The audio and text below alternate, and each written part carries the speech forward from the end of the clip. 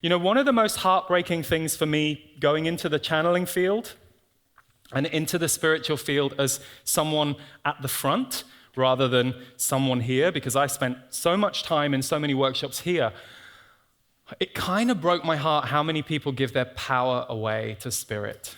It really did, and it happened over and over again, and it took me several years, and I see some nodding heads, I'm sure many of you who do this work, and I started to think, why do we do that? Because I did it too, like at the beginning, and I think it's because it has been so edited out of our society, unless you're a tribe, or unless you're in a culture, there are certain cultures around the world that still have a certain faith and spiritual sense of things that we don't know. So when somebody tells us they're a shaman, we just go, oh, okay, well, this is what a shaman's like.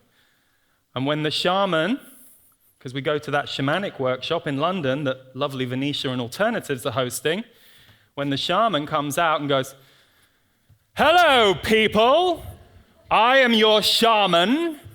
I am going to teach you some stuff. First, I want you all on your knees. Oh, okay, a shaman. Oh, okay. 6 hours later, we leave that place, battered, bruised, traumatized, and we don't quite know what just happened to us. But we go away and we think, oh, that shaman, oh, well, he's a powerful shaman because the bio said. We disconnect our own intuition. We go, oh, well, it says he's a shaman, rational mind says shaman, Venetia wouldn't bring a crazy person, I'm not feeling good, and I've been sick for a week, and I've needed to recover, and I'm noticing that I get PTSD every time a new Alternatives email drops in the inbox. But it can't be the shaman, because he's a shaman. Oh, yes, it can. Of course it can. It absolutely can. So we give our power away because we just haven't had enough normalizing of this stuff, and we haven't had enough people telling us, you know, it's all about what you feel, and it's all about what you do with your power, your intuition, your spirituality. It's personal.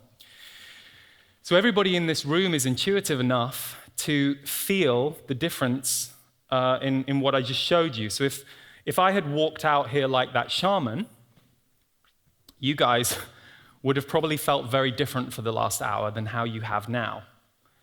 Sure, there's some slides. Sure, I'm using words. But actually, what you're mostly tapping into is the energy that we are all in together. The energy that I'm emitting here, the energy I'm receiving from you. We're in an energy soup right now, and it's twofold. It's a two-way thing. Even though it looks like I've got the talking stick right now, some of you will have the talking stick as we go through the day. I haven't really. I'm just talking to what's here energetically. There's no script for me.